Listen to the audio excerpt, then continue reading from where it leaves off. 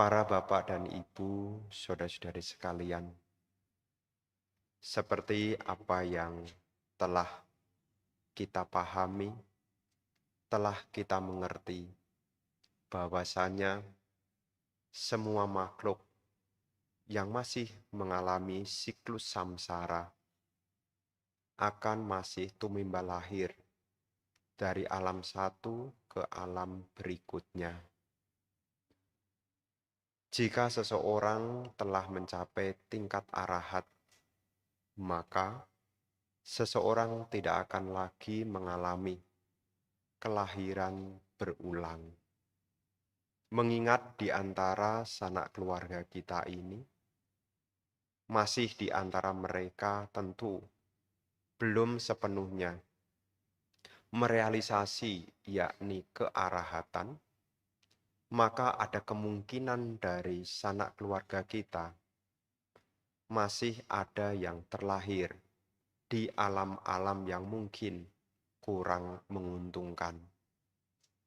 Karena di dalam keyakinan kita bahwasanya alam kehidupan ini tidak hanya alam manusia, tetapi alam kehidupan ini berbagai macam.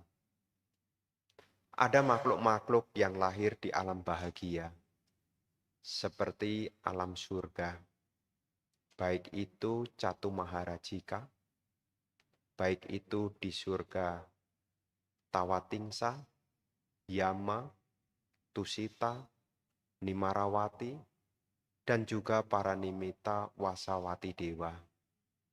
Tetapi juga ada alam yang kurang menguntungkan, yakni ada alam neraka, alam binatang, alam peta, dan juga alam asyura. Makhluk-makhluk yang terlahir di alam-alam ini sesungguhnya tidak ada yang kebetulan. Makhluk-makhluk yang terlahir di alam yang baik, seperti alam manusia maupun juga alam dewa, ini adalah berkah dari kumpulan kebajikan. Demikian pula ibu bapak, makhluk-makhluk yang terlahir di alam yang kurang menguntungkan, seperti alam neraka, alam binatang, alam peta, dan juga alam asyura, ini juga tidak lepas dari kekuatan keburukan. Kebaikan menghantarkan kebahagiaan, keburukan menghantarkan menuju alam yang kurang menguntungkan. Kenapa hal ini Bante sampaikan?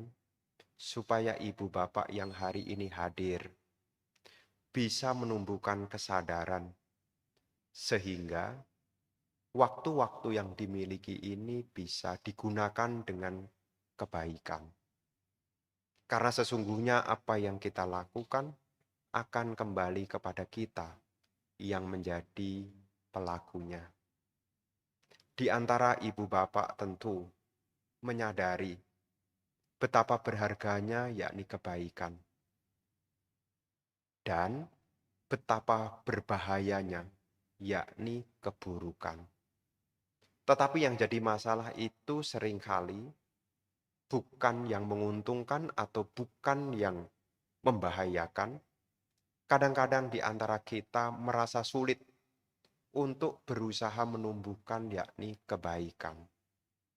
Banyak alasan di antara kita, mungkin karena faktor lingkungan, sehingga kita punya kecenderungan untuk lebih mudah menuduh berbuat baik itu sulit, dengan asumsi, dengan alasan lingkungannya tidak mendukung. Tetapi sesungguhnya ibu bapak, akar dari segala kebaikan itu dari pikiran kita. Ibu bapak bisa mengisi waktu hidupnya dengan kebaikan-kebaikan yang bermula dari pikiran. Kalau pikirannya memiliki pandangan yang benar. Makanya ketika kita momen patik dana, momen persembahan jasa kepada leluhur, selain kita membuat kebajikan untuk leluhur, sesungguhnya juga mengingatkan kepada kita sendiri bahwasannya kita masih mengalami kelahiran demi kelahiran. Karena saya yakin di antara kita tampaknya belum ada tanda-tanda arahat. Karena belum adanya tanda-tanda arahat, maka kita harus menyadari dari sekarang betapa berharganya membuat kebajikan. Karena kebajikan itu selain berguna untuk leluhur kita, selain berguna untuk sanak keluarga kita yang telah tiada, yang jelas kebajikan itu berguna bagi kita sendiri. Belakangan ini ibu bapak disibukkan dengan membuat laporan SPT tahunan. Ibu bapak menghitung berapa jumlah kekayaan yang dimiliki. Sudah laporan SPT belum? Ada peningkatan tidak? Setiap bulan Maret, April, perumah tangga disibukkan dengan membuat laporan SPT, menghitung berapa banyak kekayaan yang telah dimiliki, meliputi harta, uang, mungkin aset-aset yang lainnya, dihitung berapa banyak. Dan itu saya pikir juga penting juga. Karena kekayaan itu sifatnya membantu. Kalau ibu bapak punya kekayaan, hidupnya banyak kemudahan. Makanya kekayaan itu sifatnya membantu. Semakin banyak yang dihitung, semakin banyak sebetulnya bantuan-bantuan yang bisa diperoleh dari kekayaan itu. Tetapi ibu bapak, karena kehidupan kita ini masih berkelanjutan, apa yang menjadi laporan SPT itu akan kita tinggalkan. Sudah menyadari belum? Apa yang dilaporkan di SPT itu akan ditinggalkan. Dan ada satu kekayaan yang mungkin tidak dilaporkan di SPT, tetapi di bawah. Kekayaan apa yang tidak dilaporkan di SPT tahunan? Yakni kekayaan berupa kebajikan.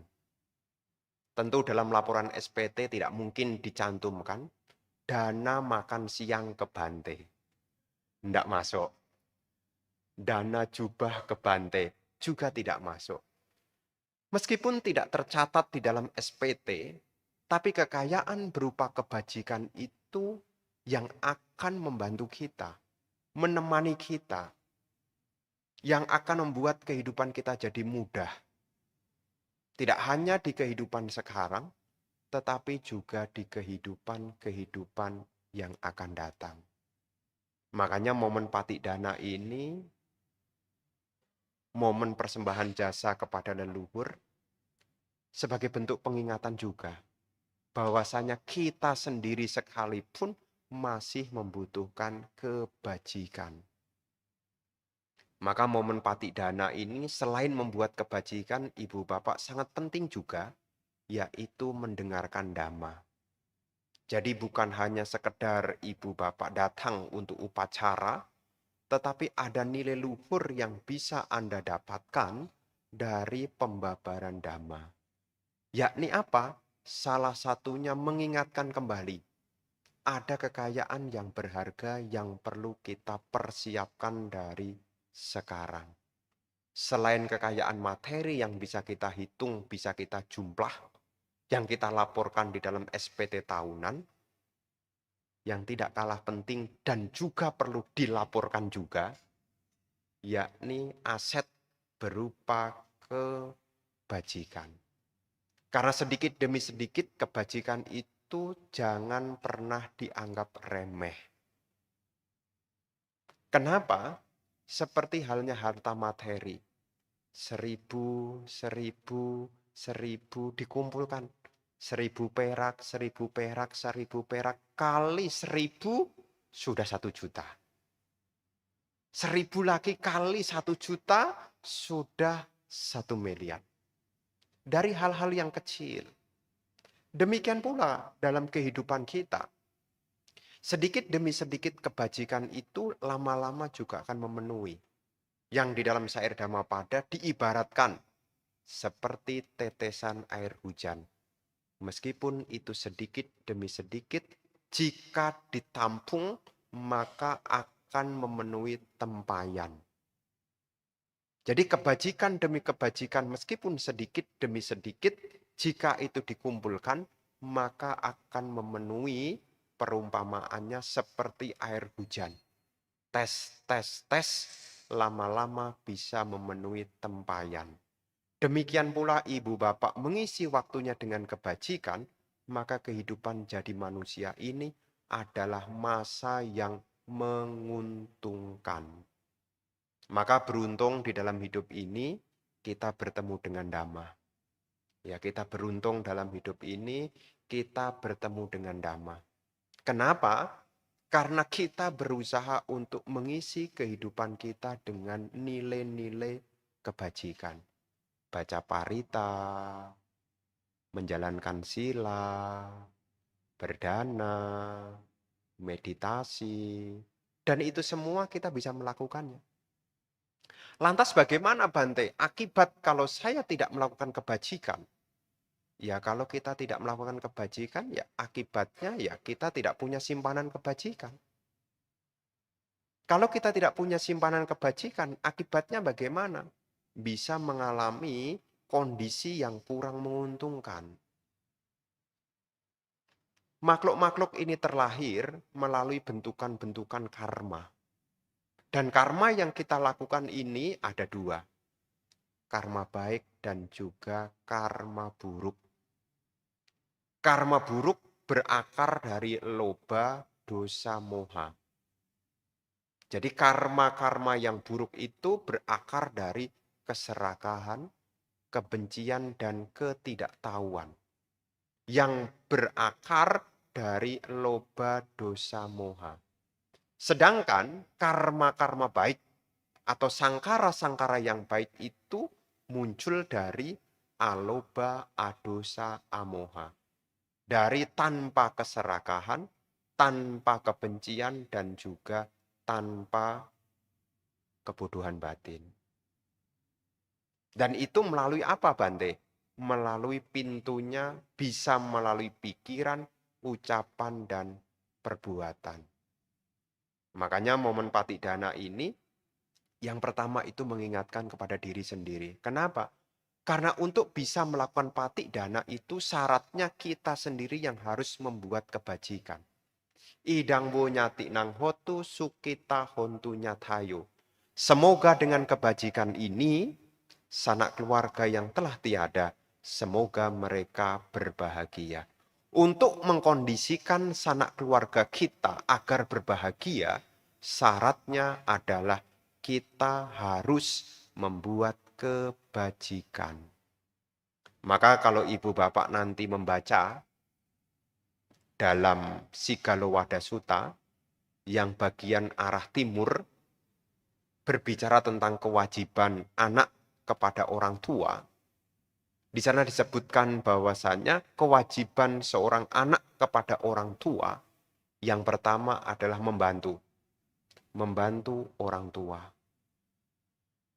Jadi membantu orang tua itu adalah kewajiban anak kepada orang tua. Kemudian yang kedua, merawat orang tua. Dikala orang tua sedang sakit, melakukan perawatan itu juga bagian dari kewajiban. Menjaga nama baik keluarga, itu juga bagian dari kewajiban anak. Dan menjaga apa yang menjadi harta milik orang tua, ini juga kewajiban anak. Dan ketika orang tua telah tiada, kewajiban anak adalah membuat kebajikan atas nama mereka.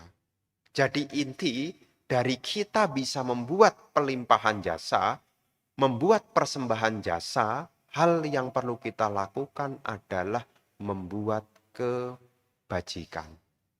Memang di dalam masyarakat banyak cara yang bisa dilakukan sebagai ungkapan rasa bakti.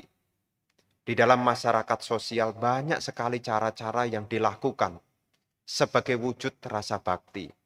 Ada di antara saudara-saudara kita yang melakukan kunjungan ke makam, melakukan bersih kubur. Ada juga yang datang ke laut untuk tabur bunga. Dan juga tidak hanya berhenti di situ. Sebagian di antara kita yang berkeyakinan kepada ajaran Sang Buddha mengisi waktu itu dengan nilai-nilai kebajikan. Ya seperti hari ini. Mungkin di antara ibu bapak hari ini sudah cengbeng. Bante, saya sudah dari makam kemarin. Kemarin saya sudah ke laut tabur bunga, Bante. Tapi hari ini saya datang lagi kok, Bante. Kenapa Anda datang kembali? Karena Anda punya keyakinan bahwasannya Anda akan bisa melengkapi persembahan jasa ini dengan membuat kebajikan. Makanya momen Patidana ini adalah sarana yang bisa kita gunakan untuk membuat kebajikan. Dan banyak cerita tentang makhluk-makhluk yang merasa bahagia setelah memperoleh persembahan jasa dari sanak keluarga terkhusus yang ada di alam manusia ini. Karena dikatakan yang bisa mempersembahkan jasa itu hanya dari alam manusia. Makanya dalam Tirokuda Sutta yang tadi Ibu Bapak telah perdengarkan, ya, dari alam manusia ini bisa menyampaikan kebajikan kepada sanak keluarga mereka yang terlahir terkhusus di alam-alam yang membutuhkan. Makanya alam manusia ini disebut alam yang beruntung. Makanya Anda sebagai orang-orang yang beruntung sebetulnya lahir sebagai manusia. Ya, jadi kesempatan yang baik lahir jadi manusia ini ya gunakan dengan sebaik mungkin. Karena yang jelas kebajikan itu untuk diri sendiri. Kapan hari ada yang bertanya waktu ada ODM, Bante, dari sekian banyaknya makhluk, kira-kira yang kembali ke alam bahagia sama yang kembali ke alam yang tidak bahagia, mana lebih banyak? Dia bertanya begitu. Berapa banyak makhluk yang lahir kembali di alam bahagia jika dibandingkan dengan makhluk-makhluk yang lahir di alam yang tidak membahagiakan? Ya, saya ditanya itu asumsi saya adalah dari praktek sila. Ya, dari praktek sila, bukan dari penglihatan. Tetapi asumsi saya katakan banyak makhluk-makhluk ini lahir kembali ke alam yang kurang menguntungkan. Dasarnya apa, Bante? Karena makhluk-makhluk yang sekarang yang ada, terkhusus manusia, si penanya begitu, saya sampaikan dari sekian banyak yang bisa menjaga sila, sangatlah sedikit sekali. Menjaga sila yang pertama, sila yang kedua, sila yang ketiga, sila yang keempat, sila yang kelima. Ya, sebagai perumah tangga, ya 5 sila ini sebagai kondisi. Ya, memang tidak mudah, menjalankan sila ini tidak mudah. Tapi ini sebagai penjagaan, ya. Kesempatan kita lahir di alam yang baik itu dari sila. Ya, dari sila. Karena sila itu yang membawa makhluk-makhluk itu bisa kembali ke alam yang baik. Makanya di momen Patidana ini jangan sampai kita lengah. Ya, jangan sampai kita lengah, kemudian kita hanya mengikuti nafsu keinginan, kemudian timbullah yakni ketidaktahuan yang menyeret kepada pelanggaran-pelanggaran sila. Jangan berpikir, oh Bante, yang penting kan saya sudah berdana. Ya, jangan berpikir begitu ya. Ya, jadi jangan berpikir, yang penting kan saya sudah berdana. Ya. Berdana ya memang salah satu hal yang bermanfaat. Tapi yang bisa menjaga kita tetap lahir di alam yang baik itu adalah dari praktek sila. Karena dana itu urusannya dengan bagian kesejahteraan. Ya, kesejahteraan. Hidup tidak kekurangan. memperoleh kenyamanan, jauh dari kesulitan-kesulitan. Tapi kalau sila tidak dijaga, nah ini bisa membawa lahir di alam yang kurang menguntungkan. Dan ini perlu diingatkan. Jangan sampai kita punya asumsi kebajikan itu hanya berhenti pada praktik berdana. Ya, jadi jangan sampai kemudian berpikir, ya saya melanggar sila, enggak apa-apa Bante. Karena saya kan sudah berdana juga besar juga. Ya, jangan berpikir demikian. Ya. Karena urusan dana itu urusan dengan kesejahteraan. Ya. Kalau lahir ke alam yang baik, ya, itu urusannya dengan sila. Makanya siapapun yang menjalankan sila, hidupnya akan bebas dari kesalahan. Kalau orang menjalankan sila, pikirannya tidak dirundung oleh ketakutan. Kalau orang menjalankan sila, pikirannya tidak ada penyesalan. Orang menjalankan sila, pikirannya tidak ada kegelisahan. Ketika hancurnya tubuh jasmani, dia tidak mungkin jatuh di alam menderita. Ya makanya Ibu Bapak momen patik dana ini ya untuk diri sendiri dulu ya. Jadi jangan sampai Ibu Bapak berpikir ya, saya membuat kebajikan ini untuk leluhur Bante. Ya, leluhur kita akan memperoleh kebajikan setelah kita sendiri yang harus membuat kebajikan. Makanya menjadi umat Buddha itu ya, menjadi umat Buddha melakukan patik dana, persembahan jasa itu jangan kemudian wah ribet, ruwet, dadak sembayang, repot. Ya. Wah, Bante jadi umat Buddha itu enggak simpel. Mesti sembayang patik dana, sembayang macam-macam, ya. Kalau tidak disertai dengan pengertian yang benar, punya asumsi begitu loh. Wah repot ya jadi umat Buddha ya. Mesti sembayang, mesti berdana, ya, mesti jaga sila. Repot enggak jadi umat Buddha? Repot enggak jadi umat Buddha? Ah, enggak simpel. Ya, enggak simpel, dadak jalankan sila, dadak berdana.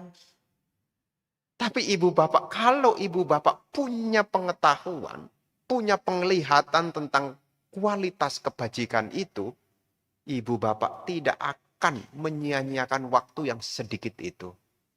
Karena kehidupan kita itu ada yang menulis di status. Kehidupan kita itu seperti es batu katanya. Es batu itu dipakai, tidak dipakai, tetap habis. Ya, tetap habis. Dipakai, tidak dipakai, es batu itu akan mencair habis. Kita hidup juga seperti itu. Kita gunakan atau tidak digunakan, kita pelan-pelan jadi tua. Kalau tua, tanda-tanda waktu mulai akan habis. Ya, waktu mulai akan habis. Nah, kalau waktu mau habis, ya digunakan dengan sebaik-baiknya. Ya, gunakan dengan sebaik-baiknya. Kenapa? Kadang-kadang di antara kita ini, karena pengetahuan yang terbatas dan ketenangan yang belum mendalam, kita berpikir, ya, jadi umat Buddha, saya dengar gitu ya, enggak simpel katanya. Ya, mesti jalankan sila, ya, repot, mesti sembahyang. Tapi kalau ibu bapak melihat nilai manfaat dari praktek-praktek itu, seperti dana, sila itu dilakukan, maka buahnya akan membahagiakan. Idanandati, pecanandati, kata punyo ubayanandati, punyang mekatanti nandati, bio nandati, sugatinggato. Itu dalam syair Dhammapada 18. Di dunia ini dia bahagia. Di dunia sana ia berbahagia. Pelaku kebajikan berbahagia di kedua alam kehidupan. Dia berbahagia ketika dia menyadari aku telah membuat kebajikan. Dan yang lebih membahagiakan lagi ketika terlahir di alam bahagia. Makanya ibu bapak kalau berbuat baik diingat. Ya, kalau berbuat baik diingat. Kenapa Bante kok diingat? Supaya ibu bapak ingat kebaikan, ingat kebahagiaan. Karena kebaikan itu adalah akar dari kebahagiaan. Jadi kalau Anda berbuat baik, Anda mesti muncul rasa bahagia. Makanya ketika kita melakukan kebajikan kan kita harus dipesan 3 hal. Senang sebelum berbuat baik, senang pada saat berbuat baik, senang setelah berbuat baik. Jadi kalau ibu bapak lagi suntuk, pikirannya tidak bahagia, ingat kebaikan yang hari ini telah dilakukan. Lah kalau hari ini tidak ada kebaikan yang dilakukan, bagaimana Bante? Bergegas. Ya, supaya apa? Mengubah suasana. Apakah baca parita, apakah meditasi, ya, ini kebaikan. Ya, kebaikan. Dan jangan berpikir kebaikan itu harus nunggu orang. Ya, karena kapan hari juga ada umat yang bertanya, Bante, meditasi apakah kebaikan? Saya bilang meditasi kebaikan. Lah, meditasi cuma duduk diam kok kebaikan kata dia. Karena ketika Anda duduk meditasi dengan benar, di situ Anda tidak memunculkan loba dosa moha. Dengan Anda latihan meditasi, Anda meredam keserakahan, meredam kebencian, dan memunculkan pandangan yang benar. Itu akar dari kebaikan juga. Ya, jadi jangan sampai ibu bapak kemudian hanya berpikir, ya hanya berpikir kebaikan itu harus nunggu orang. Ya, makanya nanti setiap saat ini perlu diingat nih, ya dana dijalankan, sila dijalankan, meditasi juga dijalankan. Karena 3 hal ini disebut 3 punya. Dana maya punya, sila maya punya, dan bawana maya punya. Dana maya punya ini adalah kebajikan yang berasal dari berdana. Sila maya punya kebajikan yang berasal dari praktek sila. Bawana maya punya adalah kebajikan yang berasal dari praktek pengembangan batin. Makanya beruntung ibu bapak yang tinggal di sekitar sini setiap saat bisa terus ya, terus mengingatkan dirinya untuk praktek kebajikan. Anda adalah orang yang beruntung. Ya, orang yang beruntung. Ya. Pengertian dhamma adalah orang yang beruntung adalah orang-orang yang punya kesempatan untuk melakukan kebajikan. Itu disebut orang-orang yang beruntung. Nah, kalau kita sudah mempraktekkan nilai-nilai kebajikan, sudah menjadi orang yang beruntung, tidak mungkin. Meskipun kita belum mencapai sotapana, kalau kita mengisi hidup kita dengan kebajikan-kebajikan, kita tidak mungkin jatuh di alam menderita. Meskipun belum jadi sotapana. Ya, asal kebajikan demi kebajikan dilakukan. Ya, ini diingat-ingat baik-baik. Ya, kebajikan itu yang penting. Ya, diingat kebaikan-kebaikan. Sedih ya boleh tapi jangan lama-lama. Karena kesedihan itu bukan kebaikan. Kecewa ya boleh tapi jangan lama-lama. Ya, kenapa? Karena kalau kelamaan kebajikan tidak akan berkembang. Sedangkan waktu kita ini seperti es tadi, ya. Kalau hari ini kita isi dengan penyesalan, hari ini kita isi dengan kekesalan, hari ini kita isi dengan kesedihan, momen kebaikan menjadi hilang. Waktunya habis. Ya, jadi ibu bapak saudara-saudari sekalian, momen Patidana ini mengingatkan kepada kita. Ya, untuk berbuat baik, berbuat baik, berbuat baik. Karena kebaikan itu juga selain membuat kita jadi terlahir di alam yang baik, kebajikan itu juga akan mendukung kita untuk praktek-praktek kesempurnaan parami. Karena parami itu akan sulit berkembang kalau tidak punya dukungan kebajikan.